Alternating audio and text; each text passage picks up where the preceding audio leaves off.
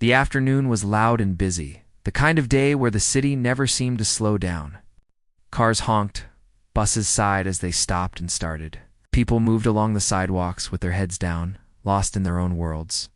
It was a normal day for everyone passing through that street. No one expected anything unusual to happen. Near the edge of the road, a police car sat parked at an odd angle. Its engine was off, and the driver's door was slightly open. Beside it on the pavement, a police officer was slumped against the tire. His uniform was neat but dusty near the knees, and his hat lay a short distance away, as if it had fallen when he went down. His face was pale, and his eyes were half closed. His chest rose and fell, slowly, unevenly. People walked past him without stopping. Some glanced quickly, then looked away. Others didn't look at all. A few slowed down just long enough to decide it wasn't their concern. One man muttered that the officer was probably resting. A woman pulling a shopping cart shook her head and kept going. Someone laughed and said the officer must have had a long night. No one knelt down. No one asked if he was okay. The officer tried to move. His fingers twitched slightly against the ground, and his lips parted as if he wanted to say something, but no sound came out. His breathing was shallow, and sweat beaded along his forehead despite the mild weather. He was conscious enough to feel fear, but too weak to act. Across the street, two young twin girls walked side by side. They couldn't have been more than 10 years old. Their school backpacks bounced lightly against their backs as they walked, talking softly to each other. They had just finished running an errand for their mother and were eager to get home before the sky darkened. They noticed the police. Car first. One of them slowed her steps. She stared at the open door, then at the officer on the ground. "Why is he sitting there?" she asked quietly. Her sister didn't answer right away. She was looking too, her brows drawn together. Something about the way the officer lay didn't feel right. He wasn't sitting like someone taking a break. His body looked heavy, like it didn't want to move at all. People streamed between the girls and the officer, blocking the view again and again. Each time the girls caught another glimpse, the feeling in their chests grew tighter. They stopped walking. Someone brushed past them and told them to keep moving. A bicycle bell rang sharply nearby. Life went on, loud and careless, as if nothing important was happening just a few feet away. The girls looked at each other. "Everyone's walking past," one of them whispered. "Maybe they already helped," the other said. Though her voice didn't sound sure, they stood there for a few seconds, unsure of what to do. They had been taught not to interfere, not to talk to strangers, especially not adults in uniform. But they had also been taught something else. If someone looked hurt, you didn't ignore them. Their mother's voice echoed in their minds, calm but firm, reminding them to always pay attention, to always care. The officer shifted again, this time more noticeably. His head rolled slightly to the side, and his eyes fluttered open for a brief moment. They were unfocused, filled with confusion and pain. One of the girls gasped. "He's not okay," she said. Her sister nodded. "He looks sick." He took a step forward, then stopped. Adults were all around, taller, stronger, more confident. Surely one of them would help. Surely someone else would notice what the girls had, but no one did. A man in a suit walked past while speaking loudly into his phone. A teenager stepped over the officer's hat without looking down. A woman paused, took out her phone, snapped a quick picture, then continued on her way. The officer's breathing grew more uneven. A faint sound escaped his throat, something between a cough and a groan. But it was lost in the noise of traffic. The girls felt their stomachs twist. "What if he dies?" one whispered. The question hung between them, heavy and frightening. They were scared. They were young, and yet they were the only ones who seemed to care. Slowly, carefully, they crossed the street together, staying close to each other. Each step felt bigger than the last. As they approached, the officer came into full view. Up close, he looked worse than they had thought. His skin was clammy.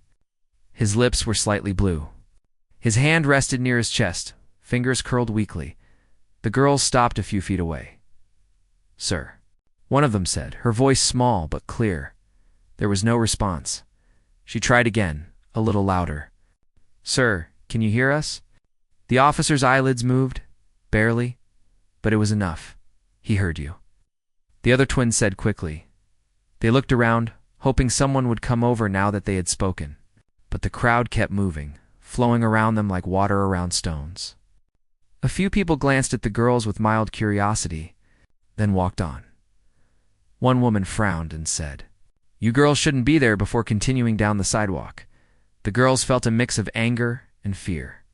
They didn't understand how grown-ups could see this and still do nothing. The officer tried to speak. His mouth moved, but the words wouldn't come. His breathing hitched, and his head slumped forward. One of the twins reached out without thinking and gently touched his arm. It was cold. "He's really sick," she said, her voice shaking now. Her sister swallowed hard. "We can't leave him." They didn't know exactly what to do yet. They only knew one thing for sure. Walking away was not an option. As the sun dipped slightly lower in the sky, casting long shadows across the street, the two small figures stood beside a fallen officer, while the rest of the world rushed by. No one noticed the moment that would soon change everything. Not yet. The girls stood there, frozen for a moment, watching the officer struggle to stay conscious. The city around them continued to rush by, but it felt as if time had slowed in that small corner of the street. Every sound seemed louder, every movement more urgent. They could hear their own hearts beating and the faint wheeze of the officer's breaths. One of the twins reached down carefully and touched the officer's shoulder. Her small fingers felt the warmth of his uniform, but underneath it, his skin was cold and clammy. She recoiled slightly, but the look on his face made her freeze again. His eyes were open just a little, blinking slowly, struggling to focus. "We have to do something," she whispered to her sister, her voice trembling. Her twin nodded, biting her lip. Neither of them had ever been in a situation like this before. They weren't sure exactly what to do, but they knew they couldn't just walk away. The thought of leaving him there made their stomachs turn. It was wrong to just pretend nothing was happening. One of the girls remembered something their mother had taught them about emergencies. She had always said, if someone is hurt or in danger, you have to stay calm and help however you can. Even if others don't notice, it matters. Taking a deep breath, the girl looked at the officer again. She knelt down beside him as carefully as she could, keeping her hands steady. Her sister crouched next to her, holding the backpack straps tightly with one hand while keeping an eye on the street. The officer tried to sit up slightly, but his body sagged back to the ground. The girl saw the pain and effort in his face. He was struggling, and it was clear he needed help quickly. Their minds raced, trying to figure out what to do next. They had seen adults call for help on phones, but they didn't know if anyone nearby would listen to two kids. Still, they had to try. One of them fumbled through her pockets and found a small phone. She held it tightly and dialed the emergency number, her hands shaking. When the operator answered, she took a deep breath and spoke as clearly as she could, trying not to cry. "Hello," she said. "There's a police officer. He's on the ground. He needs help. Please, hurry." The operator asked questions, but it was hard to answer. The girls described where they were, what the officer looked like, and that he was barely conscious. Each word felt heavy, but they kept going, repeating things they thought were important. The operator's voice was calm and professional, but it made the girls feel a little braver. Someone was listening. Someone would come. Meanwhile, the other twin leaned closer to the officer, checking if he was breathing steadily. She placed her hand gently on his chest and felt it rising and falling, but unevenly. She touched his arm again, trying to keep him steady, murmuring quietly so he wouldn't feel alone. The words were simple. "It's okay. Help is coming. You're not alone." The officer's eyes flickered open again. He seemed to recognize them somehow, even though he was too weak to speak. The girls held his gaze and kept talking softly, encouraging him to stay awake. Every second felt long, and the noise of the city felt distant, as if it were happening in another world. All that mattered were the three of them and the quiet, desperate struggle to keep him alive. People continued to pass by. Some slowed their steps to look, but then continued on. A few muttered things under their breath about kids getting involved in situations they didn't understand. But the girls didn't care. They had made a choice, and they weren't going to give up. The phone call continued. The operator asked if anyone else was with the officer. The girl nodded quickly, pointing to herself and her sister. The operator instructed them to stay on the line and to keep checking if the officer was breathing. They followed the instructions carefully, even though it made them nervous. Every time the officer's breathing faltered, their hearts jumped, but they spoke calmly into the phone, keeping their own fear in check. Time passed slowly, and the city's usual rush went on around them. They could hear the distant sounds of traffic and the murmur of people walking. But in that moment, all of that faded into the background. The world had shrunk to just the two girls, the officer, and the faint hope that help was on the way. One of the girls adjusted the officer's position slightly, making sure he was lying as comfortably as possible. She remembered reading that it's important to keep someone lying down if they are weak, to prevent them from hurting themselves further. Her movements were careful, almost gentle, like she didn't want to cause him any more pain. Her sisters supported her from the side, giving small words of encouragement and keeping watch. Finally, the sound of approaching sirens reached their ears. Their hearts leaped. The girls pointed and waved, trying to make sure the ambulance would see them quickly.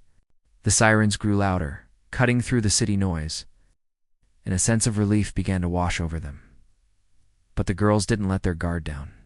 They stayed with the officer, holding him steady, talking to him softly and making sure he didn't feel alone. They could see the sweat on his forehead glisten in the sunlight. They could see his weak attempts to open his eyes. And they knew that even though help was almost there, the next few moments were still critical. As the ambulance turned the corner, the girls felt a wave of hope. They had stayed when everyone else walked past. They had noticed what no one else did. And now, finally, the help they had called for was coming. They held their positions, still close to the officer, their voices soft but firm, reminding him to hang on, to breathe, and to stay awake until the professionals arrived. The sound of the approaching sirens grew louder with each passing second. The girls held their positions beside the officer, their hands steady now, though their hearts raced. They could see the flashing lights reflecting off the windows of the nearby buildings, casting a blue and red glow across the pavement. The city seemed to pause for a brief moment, as if it knew that something extraordinary was happening on that quiet corner. The officer's breathing was still uneven, shallow and ragged. The girls stayed low beside him, speaking softly, trying to keep him conscious. "It's okay," one whispered.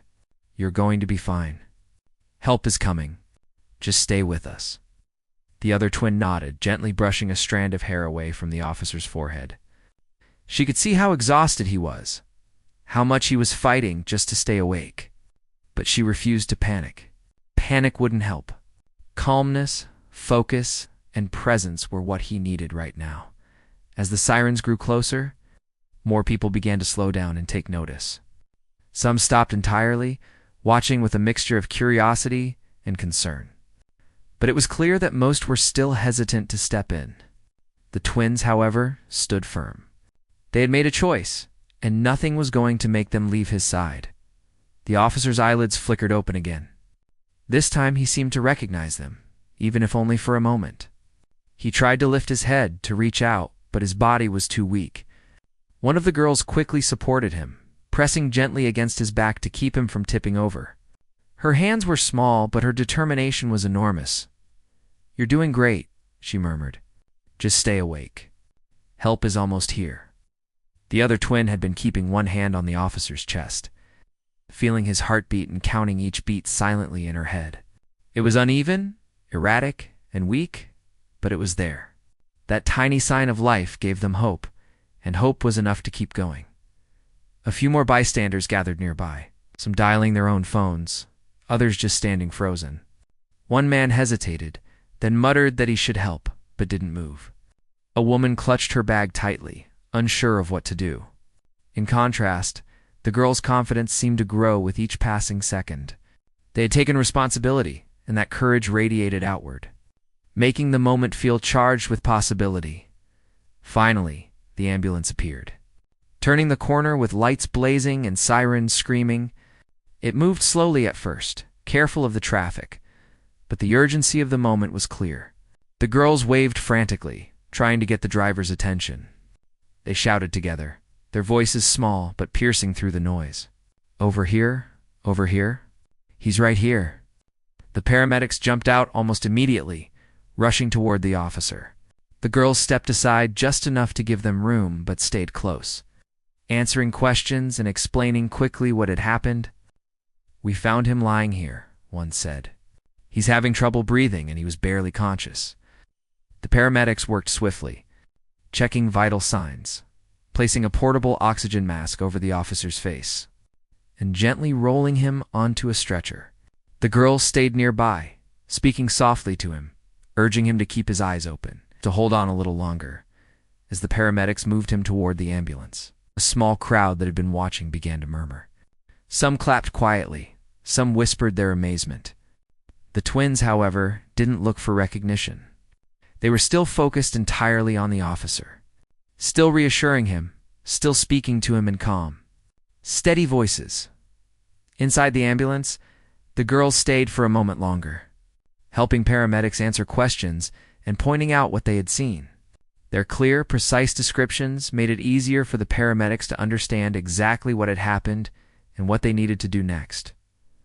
Once the officer was safely inside and the doors closed, the ambulance began to move, lights flashing, sirens screaming into the city. The girls stepped back onto the sidewalk, breathing heavily but relieved. Their hands shook slightly from the adrenaline, but there was a sense of satisfaction and pride in their actions. They had done something remarkable, something most adults wouldn't even attempt. People began to gather around, some asking questions, some praising the girls quietly. A few reporters who had been passing by started taking notes and filming, recognizing the story of courage and responsibility in the face of fear. But the girls didn't seek attention. They just held each other's hands, looking after each other in the quiet moment after chaos. "Did we? Did we help him enough?" one asked softly. Her sister nodded.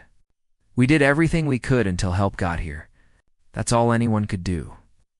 They watched as the ambulance drove away, flashing lights disappearing into the distance.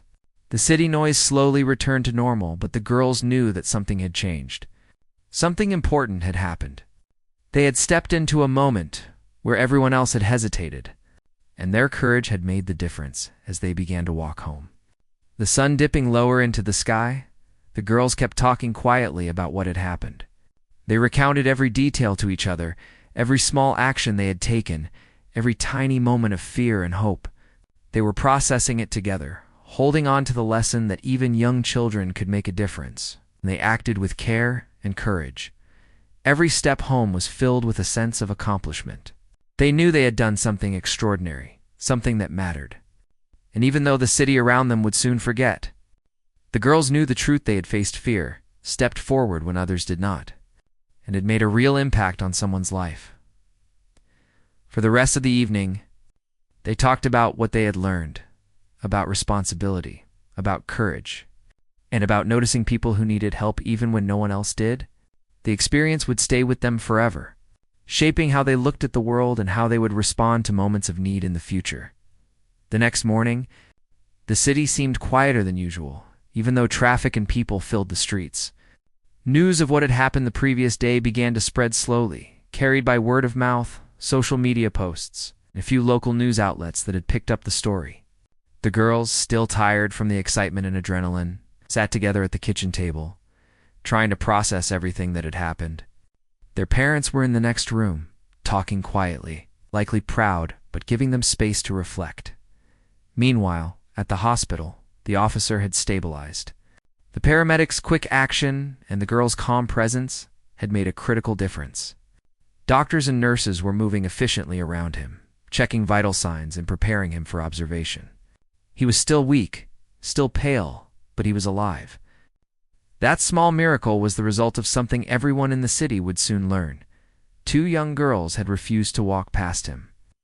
When everyone else did, hospital staff, impressed by the detailed information the girls had provided to the paramedics, documented everything carefully. They noted the officer's condition when he was first found, his breathing patterns, and the way the girls had kept him awake and conscious. Their actions had directly influenced the care he received and the hospital team would later mention that it had likely saved his life. Back at home, the girls were nervously checking their phones. Messages and notifications were piling up, all about the story that had quickly gained attention. People were talking about them, praising their courage, and the girls were shyly reading it all. They hadn't done it for attention. They couldn't help feeling a little proud. "I can't believe anyone would just pass by like that," one twin said softly. Her voice was a mix of frustration and wonder. Her sister nodded. "Yeah, it's strange, but we couldn't change that. We could only do what we could." Their parents finally joined them at the table. "You girls did something incredible yesterday," their mother said, her voice steady but full of warmth. "You didn't wait for someone else to help. You saw someone in need and you acted. That's the bravest thing I've seen in a long time." The girls listened quietly, still trying to grasp the weight of what they had done. They were heroes, not because of strength or size, but because of attention, care, and courage. Meanwhile, at the police station, the officer was slowly recovering. He could barely remember the first moments after collapsing. But one thing remained clear in his mind: the two young girls who had stayed with him. Their voices soft and determined, their hands steady, even when everything around them was chaotic. He felt gratitude stronger than he could express, a mix of relief and awe at how these children had saved him without hesitation. As the news spread further, more and more people began to realize the full impact of the girls' actions. Social media posts went viral, showing the spot where the officer had collapsed, praising the girls for noticing and acting. Videos and images circulated, highlighting the bravery and quick thinking that had made the difference. People began talking about responsibility, about noticing those who needed help, and about how courage could come from the most unexpected places. Some adults who had walked past the officer the previous day began to feel a mixture of guilt and shame. They admitted quietly to themselves that they had assumed someone else would help. The situation wasn't their responsibility. They started to understand how important it was to act when they could, and how easy it was to miss someone suffering if they didn't pay attention. The officer, once able to speak more clearly, asked the hospital staff if there was any way to find the girls who had saved him. He wanted to thank them personally. The staff smiled and explained that the girls had already been recognized by the paramedics, but that they were incredibly humble and didn't seek attention. Still, the officer insisted. He needed them to know that what they had done mattered more than words could express. When the officer finally met the girls in person, it was a quiet, emotional moment. He knelt slightly to be at their level, holding their hands gently. His voice, soft and filled with gratitude, carried through the small hospital room. "I don't know how to thank you enough," he said. "If it weren't for you, I might not be here right now. You saved my life." The girls shifted nervously, looking at each other. They had expected thanks, but not this. Their hearts swelled, but their humility stayed intact. They whispered that they were just doing what felt right. That simple answer, honest and pure, made the officer smile through his tears. He understood that true courage often came quietly, without fanfare. The story didn't stop there. Local news outlets featured interviews with the girls and their parents, telling the tale of bravery in a world that often seemed indifferent. The officer's colleagues praised them, calling them heroes of the highest order. The city began to reflect on the story, recognizing that small actions taken with care and courage could create powerful ripples of change in the days following. The girls' school acknowledged their bravery as well. Teachers and classmates spoke about them with respect and admiration, celebrating not just their actions, but the values behind them: empathy, responsibility, and courage. The girls remained humble, insisting they were just doing what anyone should do. But their example inspired others, young and old alike, to pay attention, to act, to care. For the officer, the memory of those moments stayed with him permanently. He often recounted the story during training sessions and briefings, emphasizing the importance of vigilance, empathy, and humanity. He praised the girls' actions, noting that courage and kindness could be found in unexpected places, and that sometimes those who seemed the smallest could make the greatest difference. The girls, too, carried the lessons forward. They continued to act with awareness and compassion in small ways every day. helping neighbors, noticing people who might need support, and speaking up when something didn't feel right. Their parents watched proudly as the girls' confidence grew, knowing that their children had learned one of life's most valuable lessons, that caring and acting in the moment could save a life, and that even the smallest actions could have a profound impact on the world around them. The story of that day. The day the city had walked past a struggling officer and two young girls had chosen to act, became a quiet legend in their community. People spoke of it with respect, telling it to remind themselves to notice the needs of others, to act with courage and care, and to remember that heroes could come in any shape or age. It was a story that would remain long after the sirens faded, a story of hope, responsibility, and the enduring power of human kindness. The city had begun to return to its normal rhythm. But for the two girls, nothing would ever be the same. Their story had spread through news reports, social media, and conversations in every corner of the community. People everywhere were talking about the bravery of two young children who refused to look away when someone needed help. The attention was overwhelming at times, but the girls remained humble, quietly proud of what they had done without seeking praise. The officer was now fully awake, able to speak and move with the help of physical therapy and care from the hospital staff. He spent long hours reflecting on what had happened and on the role the twins had played. He realized that without their presence, without their courage, his outcome could have been very different. The thought of what they had done filled him with deep gratitude and a desire to honor them in every way possible. A few days after the incident, the officer and his colleagues visited the girls at their home. Their parents welcomed them warmly, proud but careful to maintain the girls' modesty and comfort. The officer knelt down to be at their level, his voice soft but filled with emotion. "You saved my life," he said simply. "I don't know how to thank you enough. You acted when so many others walked past. You were brave, kind, and focused. You did everything right, and I will never forget it." The girls looked at each other, a mixture of shyness and quiet pride in their eyes. One of them whispered, "We just did what we thought was right." The other nodded. "We couldn't leave him there." Their parents held back tears, overwhelmed by a sense of pride and relief.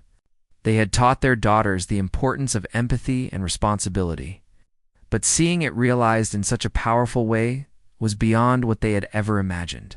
Their home, which had felt ordinary before, now seemed to carry the weight of an extraordinary story. The officer insisted on presenting the girls with a small token of appreciation. It wasn't about gifts, he explained. It was about recognition and gratitude. He gave them certificates of bravery and small medals, but more importantly, he promised that their actions would be remembered within the police department as an example of courage, presence of mind, and human kindness. The story of the girls' bravery continued to grow.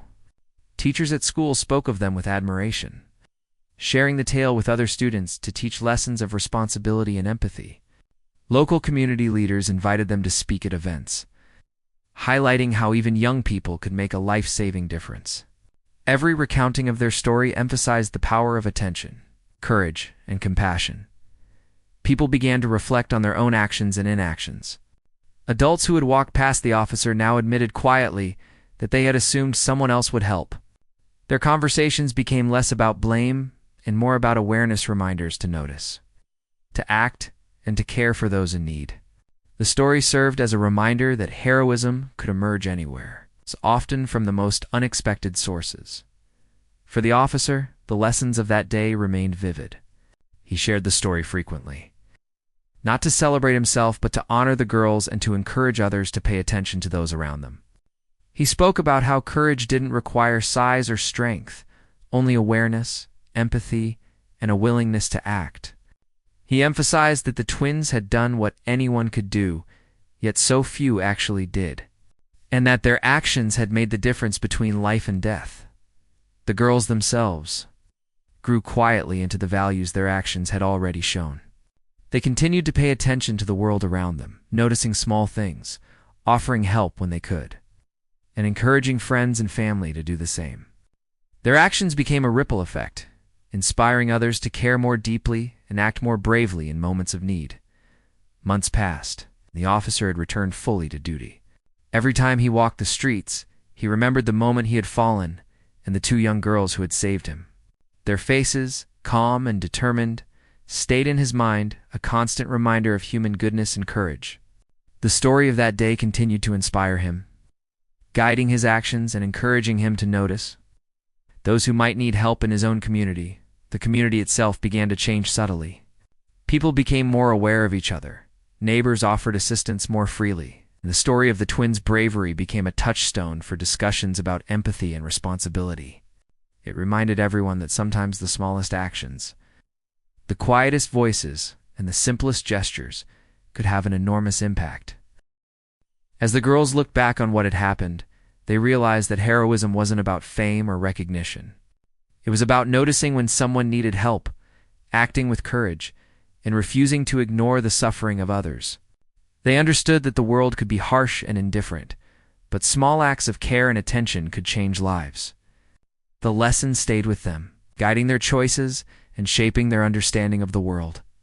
In the end, the story of the officer and the two brave girls was more than just a tale of survival. It was a reminder of the enduring power of human kindness, courage, and attention. It showed that anyone, no matter how young or small, could make a difference in a moment that mattered. And it left the community with a lasting message: never walk past someone in need, because even the smallest acts of care can change everything. Months had passed since the day the twins had saved the officer, but the memory of that moment remained vivid in their minds. It was a day that had changed their lives in ways they were only beginning to understand. Every time they walked through the city streets, they noticed things they had ignored before. People rushing past each other, someone tripping over a crack in the sidewalk, a lost child crying quietly on a corner. They saw these moments and felt compelled to act. Their awareness had grown, and with it, a sense of responsibility that was larger than themselves. The officer had returned to full duty and often visited schools, community centers, and local events to share his story. He talked about courage, empathy, and attention to others. But every time he spoke, he mentioned the twins by name, praising their bravery and quick thinking. He wanted the world to understand that heroism could come from anyone, at any age, and that small, immediate actions could save a life. Hearing the officer talk about them made the girls feel both proud and humbled. They had never sought recognition, yet their story was inspiring so many people. Back at home, the girls had begun to explore new ways to help others. They joined neighborhood volunteer programs, helped elderly neighbors with groceries, and offered to assist teachers at school. Every act, no matter how small, reminded them of that day on the street.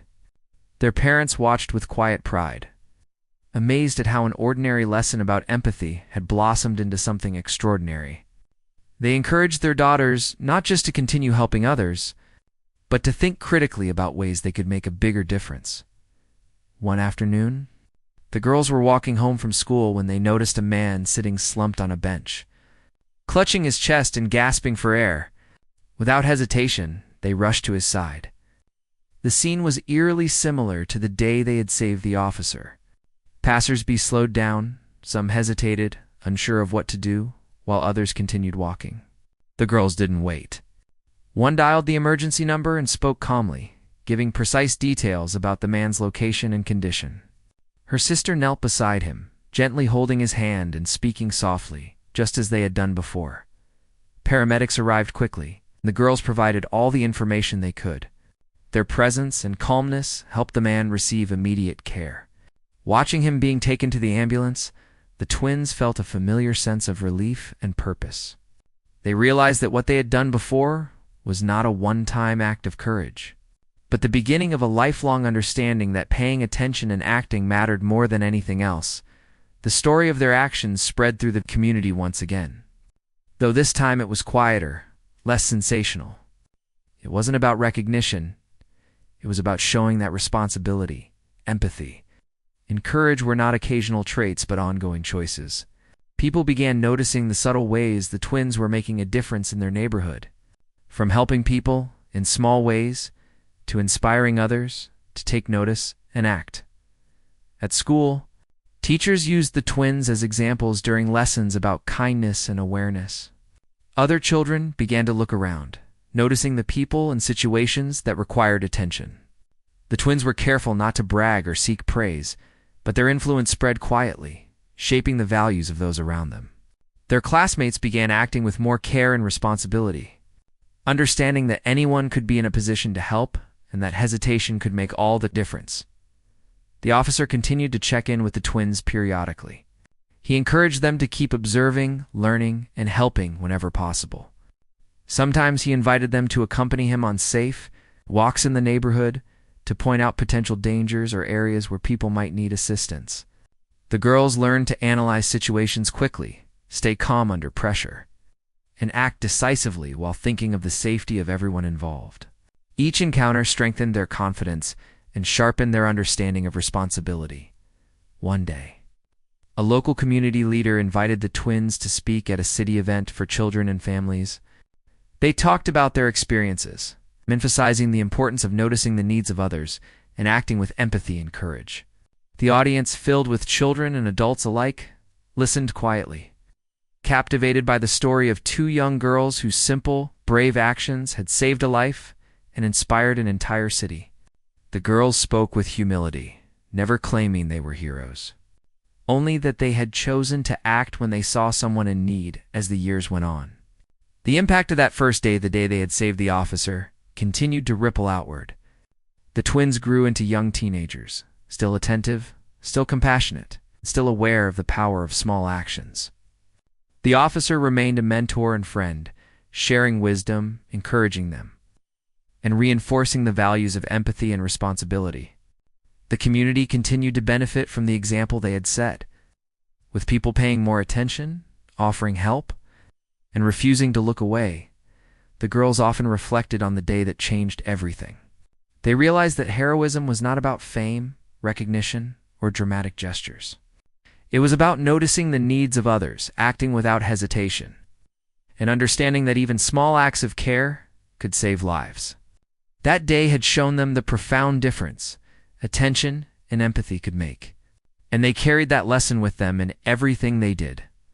Ultimately, Part 6 became a story of growth, continued courage, and ongoing impact. It illustrated how one brave act could transform not only the lives of those directly involved, but also the community as a whole. The twins' story remained a living reminder that true heroism comes quietly, unexpectedly, and often from the most unassuming places. And it proved that even in a busy, indifferent world, attention, care, and courage could change everything.